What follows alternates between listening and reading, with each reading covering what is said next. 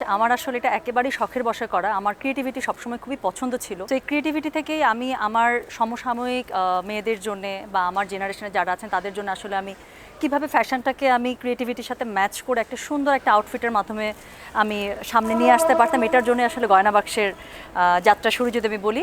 আরও যদি স্পেসিফিক করে আমার মানে সবার আগে যাত্রা শুরু হচ্ছে জুয়েলারি আইটেম থেকে, সেখান থেকেই ড্রেস থেকে শাড়ি এবং শাড়ি থেকে এখন যে জায়গায় আছি। আমি বলবো যে আমি খুবই লাকি যে আমি বাংলাদেশের দুটো স্বনামধন্য টেলকো কোম্পানি, সেটা হচ্ছে বাংলালিংক এবং গ্রামীণফোন, দুটো জায়গায় আমি কাজ করার সুযোগ পেয়েছি এবং মোটামুটি একটা বেশ লম্বা সময় ধরে। এবং আজকে আমি যখন নারী উদ্যোক্তা হয়েছি, আমার কাছে মনে হয় আমার সেই যে কর্পোরেট সেক্টরের যে জবের যে অভিজ্ঞতা, সেটা আমার আজকে এই জায়গায় আমাকে আনতে অনেক বড় হেল্প করেছে। কাজ ওখান থেকে আমি যা শিখেছি ওই এক্সপিরিয়েন্সটা আমার এখনকার কি বলবো প্র্যাকটিক্যাল লাইফে এত বেশি ডে টু ডে লাইফে আমি ইউজ করতে পারি। সো আমার কাছে মনে হয়েছে যে ওটা আমার জন্য খুবই প্লাস পয়েন্ট ছিল যে আমি এরকম একটা সেক্টর থেকে এসে আমি নিজের জন্য কিছু করার সাহস করেছি। এটা আসলে আমার পথটাকে আমি বলবো যে আর একটু স্মুথ করেছে। সত্যি কথা বলতে অফার পাইনি তা না, অফার অনেক সময় এসেছে, বাট আমার মনে হয় যে আমি হয়তো সেই জায়গাতেই ভালো করি যেই জায়গায় আমার এক্সপিরিয়েন্স আছে।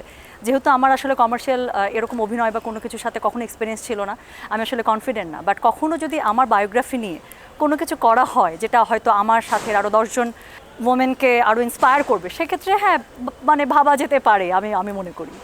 প্রথম কথা, আমি সবসময় মনে করি রিজিক হচ্ছে আল্লাহর হাতে। আল্লাহ তাআলা যদি চান তাহলে রিজিক সম্ভব, এটা আসলে কেউ কারোটা নিতে পারে না। আর দ্বিতীয় কথা, আমি চেষ্টা করি আমি খুবই পজিটিভভাবে আমার সাথে একই সাথে আমরা যারা একই প্ল্যাটফর্মে বিজনেস করছি সবার সাথে খুব পজিটিভিটি ছড়িয়ে দিতে। আমাকে দেখে কেউ যদি ইন্সপায়ার হয়ে কোনো কিছু করে, সেটা আমার কাছে আসলে শুনতে বেশি ভালো লাগবে, ঈর্ষান্বিত না হয়। কারণ আমি নিয়মিত আমার আশেপাশের আরও 10জন ওনার আপুর কাছ থেকে বা আমার সাথেই যারা কলিগ আছেন তাদের কাছ থেকে কিন্তু ভালো অনেক কিছুই শিখি। সো আমি চেষ্টা করি পজিটিভিটি ছড়িয়ে দিতে এবং আমি চাই এই পজিটিভিটি সবার মধ্যেই ছড়িয়ে যাক। আমার মনে হয় একসাথে যদি আমরা বুস্ট আপ হয়ে সামনে আগাই, সেটা আরও আমাদের দেশের জন্য, আমাদের সবার জন্য, আমাদের নিজেদের জন্য অনেক কিছু ভালো হবে। প্লাস আমরা কাস্টমারদের জন্য ভালো একটা সুন্দর একটা স্বচ্ছ সুন্দর একটা প্ল্যাটফর্ম আমরা প্রেজেন্ট করতে পারবো, এটা আমি মনে করি। অনেকে মনে করে যে আপনি যখন একটা ভালো ব্যাকগ্রাউন্ড মেনটেন করবেন, আপনার হয়তো ফিনান্সিয়াল সাপোর্ট বলেন, মোরাল সাপোর্ট বলেন, সব কিছু হয়তো ফ্যামিলি থেকে আসে। বাট আমার বেলা আসলে ব্যাপারটা এরকম ছিল না।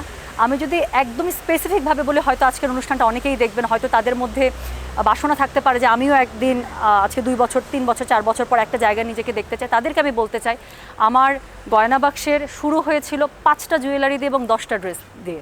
সো আলহামদুলিল্লাহ সেই জায়গা থেকে যদি আমি আজকে এই জায়গায় আসতে পারি, আলহামদুলিল্লাহ ঢাকা শহরের মধ্যে আমার গয়না বাক্সের আজকে 3টা শোরুম আছে, উত্তরা, ধানমন্ডি এবং মিরপুরের মতো জায়গায়। সেটার কিন্তু শুরু 5টা জুয়েলারি এবং 10টা ড্রেস দিয়ে। সো আমি বলবো হোমওয়ার্ক করলে যে কোনো কিছু পসিবল। এটার জন্য আসলে মানে অন্য জায়গা থেকে সম্মিলিত বুস্ট আপ একটা কী বলবো স্ট্রেংথের বদলে নিজে কতটুকু আপনি কনফিডেন্ট, নিজের কতটুকু নিজেকে বিশ্বাস করেন, সেই জায়গাটা ইম্পর্টেন্ট। নিজের উপরে বিশ্বাস থাকাটা জরুরি, কনফিডেন্সটা জরুরি। আপনি একবার নিয়ত করেন, ইনশাল্লাহ নিয়তেই বরকত, ইনশাল্লাহ সামনে চলে যেতে পারবে। জি, আমি অবশ্যই তাদেরকে বলতে চাই, আমি দিনাজপুরের মেয়ে, আমার ছোট থেকে একদম বড় হওয়া দিনাজপুরে। আমি যখন ইঞ্জিনিয়ারিং পড়ার জন্য ঢাকায় আসি, ঠিক ওই সময়টাতে আমার ঢাকায় আগমন। তাছাড়া আমার লাইফের পুরো একটা বড় সময় কেটেছে দিনাজপুরে। সো আমি বলতে চাই, দিনাজপুরের মতো একটা এত ঠান্ডা জায়গার একটা মানুষ হয়ে আমি যদি ঢাকা শহরে ইনশাল্লাহ আজকে নিজেকে একটা পরিচয় দাঁড় করাতে পারি, সেখানে আমি মনে করি গ্রাম বাংলায় অনেক জায়গায় অনেক ট্যালেন্ট ছড়িয়ে আছে। শুধুমাত্র একটু অধ্যবসায় দরকার, একটু স্টাডি দরকার, একটু হোমওয়ার্ক দরকার, এবং সবচেয়ে বড় যে কথাটা আমি যেটা বললাম যে কনফিডেন্স দরকার। ইনশাল্লাহ সাকসেস হতে পারবেন। আপনাদের সবার জন্য আমার অনেক অনেক শুভকামনা।